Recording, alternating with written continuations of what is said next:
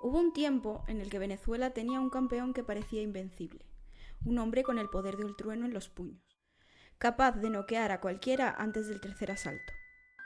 Su nombre recorría los gimnasios, las radios y los titulares. Edwin Valero. Dentro del cuadrilátero era pura furia y precisión. Fuera de él era otra historia.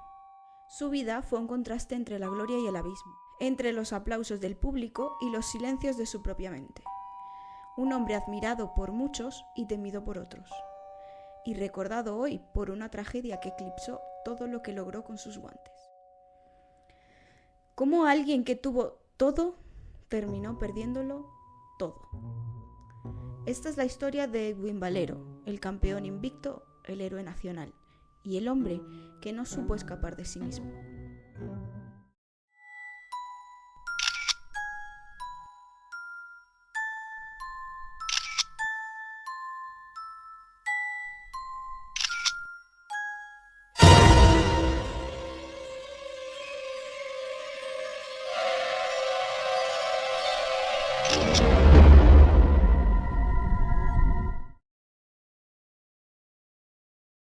Edwin Antonio Vivas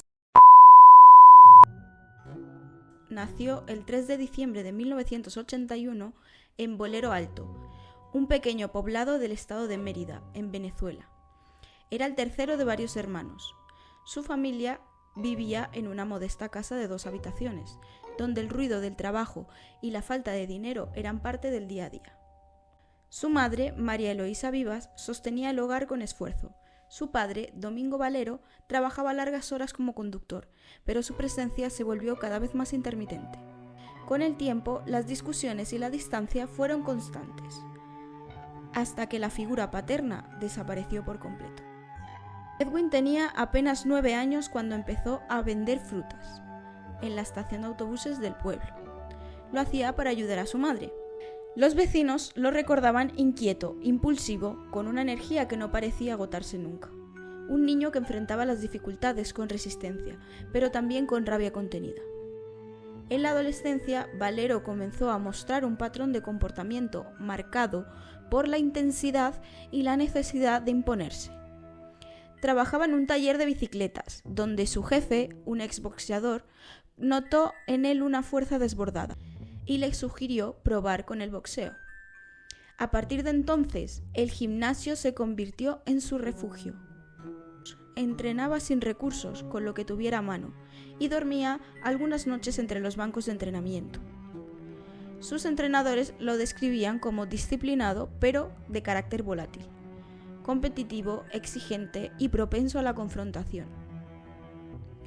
El boxeo canalizó su agresividad, pero también reforzó su necesidad de reconocimiento y su intolerancia ante el fracaso. Nadie entonces lo vio como un signo de inestabilidad, lo interpretaron como carácter. Con el tiempo se convertiría en algo mucho más difícil de controlar. El 5 de febrero de 2001, Valero sufrió un accidente de moto mientras conducía sin casco.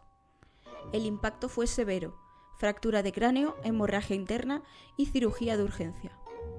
Pasó 13 días hospitalizado. Aunque se recuperó físicamente, los médicos advirtieron que el daño podía ser permanente. 3 años después, una resonancia reveló una lesión cerebral que llevó a las autoridades deportivas de Nueva York a negarle la licencia para boxear. Volvió al ring, pero algo había cambiado. Los efectos neurológicos de un golpe como aquel pueden alterar la regulación emocional y el control de impulsos. Y en Valero estos rasgos comenzaron a hacerse más visibles. Quienes lo rodeaban notaron un temperamento más explosivo, reacciones desmedidas, una irritabilidad que aumentaba con la presión del éxito. El boxeo, que era antes su vía de equilibrio, se convirtió en un espacio de tensión. Las restricciones médicas lo obligaron a pelear fuera de los grandes circuitos, lo que alimentó su frustración y su sensación de aislamiento. No fue un cambio repentino, sino un deterioro silencioso. Una fractura que no aparecía en ninguna radiografía, pero empezaba a definir su comportamiento. En 2002 debutó como profesional. Su estilo agresivo y frontal lo volvió imparable. En menos de 5 años acumuló 23 victorias consecutivas, todas por nocaut. Se coronó campeón mundial en 2 divisiones y se convirtió en símbolo nacional. En el ring proyectaba dominio absoluto. Fuera de él, su carácter impulsivo empezaba a ser un problema. Entrenadores y promotores hablaban de episodios de ira, conflictos con el equipo y reacciones desproporcionadas ante cualquier corrección. Su entorno profesional se adaptó a él. Admiración, silencio, obediencia. Nadie lo contradecía. Este círculo de aprobación constante reforzó su sensación de poder y alimentó una visión grandiosa de sí mismo. En las entrevistas alternaba el carisma con la arrogancia, la seguridad con el delirio de grandeza. En 2009, Valero era un ídolo, invicto, mediático y temido, pero tras la euforia y los aplausos, su conducta mostraba grietas evidentes. Era un hombre que ya no diferenciaba entre la fuerza que lo había llevado a la cima y la violencia que comenzaba a dominarlo. En pleno auge de su carrera, cuando el país lo celebraba como un símbolo nacional, Edwin Valero conoció a Jennifer Carolina Viera, una joven venezolana de carácter sereno y sonrisa discreta. No era parte del mundo del deporte ni de los focos, llevaba una vida sencilla, más cercana a la familia que a la exposición pública. Quienes la conocieron hablaban de ella como una persona amable, reservada, de esas que escuchan más de lo que hablan. Una mujer con una calma que al principio parecía equilibrar la energía desbordante de Valero. Se conocieron a mediados de los años 2000, en Valencia, donde él solía entrenar. Al poco tiempo comenzaron a verse con frecuencia y la relación avanzó rápido. En cuestión de meses ya convivían. Poco después se casaron. Y más tarde llegaron los hijos. 2 niños que, durante un tiempo, parecieron sellar la imagen perfecta de una familia feliz. Jennifer se dedicó por completo a ellos. A medida que la fama de Valero crecía, ella se fue alejando de los eventos, los viajes y las entrevistas. Su papel quedó fuera de cámara. La madre, la esposa, la figura silenciosa que sostenía la rutina cuando todo alrededor era un ruido. En público, la pareja funcionaba. En privado, la convivencia comenzaba a resquebrajarse. Valero se mostraba cada vez más impaciente, más controlador. Lo que antes era preocupación se transformó en vigilancia. Lo que antes eran gestos de cariño se convertían en exigencias. Jennifer evitaba los conflictos, no alzaba la voz, no respondía. Intentaba mantener la calma, convencida de que con paciencia las cosas podían volver a ser como antes. Pero los episodios se repitieron y con cada uno de ellos la tensión fue ocupando más el espacio dentro de la casa. Los amigos notaron su ausencia, la familia su silencio. En 2009 ya existían rumores sobre discusiones y comportamientos violentos, aunque nada se había denunciado formalmente. El primer y único registro oficial llegaría en marzo de 2010. Jennifer fue ingresada en un hospital de Mérida con fracturas en las costillas y un pulmón colapsado. Declaró que había caído por unas escaleras, pero los médicos no creyeron esa versión y notificaron el caso a la Fiscalía. La Fiscalía solicitó la detención de Valero por agresión. Sin embargo, el juez dictó una medida de alejamiento en lugar de prisión preventiva. Esta medida se incumplió pocos días después. Testigos afirmaron haberlos visto juntos nuevamente, como si nada hubiera ocurrido. Los registros policiales de ese mes son breves, casi impersonales. Un informe médico, una orden judicial, un seguimiento sin resultado. Detrás de esas líneas secas estaba la realidad que nadie supo detener. Una mujer intentando proteger a sus hijos y un sistema que no logró protegerla a ella.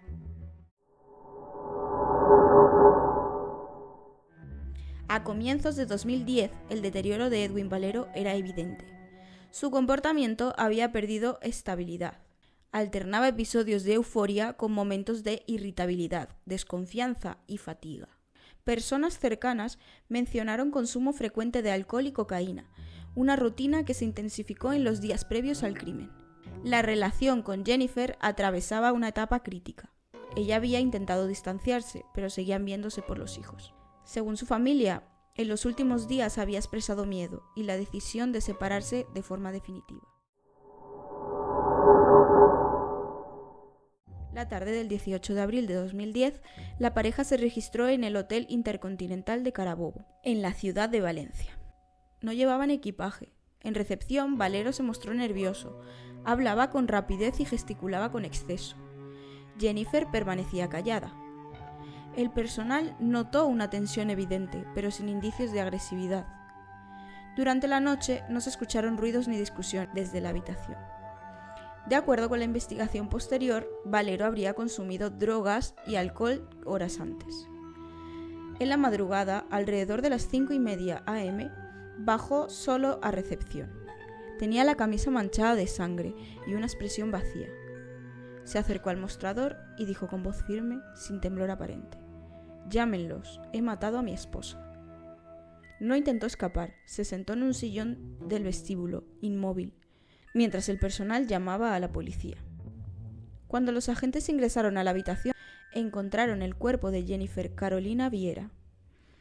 El informe forense determinó múltiples heridas por arma blanca, causadas durante una agresión directa. No había señales de forcejeo prolongado ni terceros implicados. La escena indicaba un ataque repentino, probablemente impulsivo, en medio de una discusión breve. Valero fue arrestado de inmediato. En su primera declaración, reconoció haberla matado. Dijo que todo había ocurrido muy rápido y que no podía recordar los detalles. Fue trasladado a la sede de Cuerpo de Investigaciones Científicas, Penales y Criminalísticas. En las primeras horas, Valero se mostró tranquilo, pero a medida que avanzaba la noche, su comportamiento comenzó a cambiar. Los custodios lo describieron como inquieto y alterado, caminando en círculos dentro de la celda, murmurando oraciones, repitiendo frases sobre el perdón y la redención. En ocasiones pedía ver a sus hijos, en otras hablaba solo en voz baja, como si discutiera consigo mismo. Alternaba momentos de calma con otros de desesperación. Repetía que Dios ya lo había perdonado y que todo había terminado.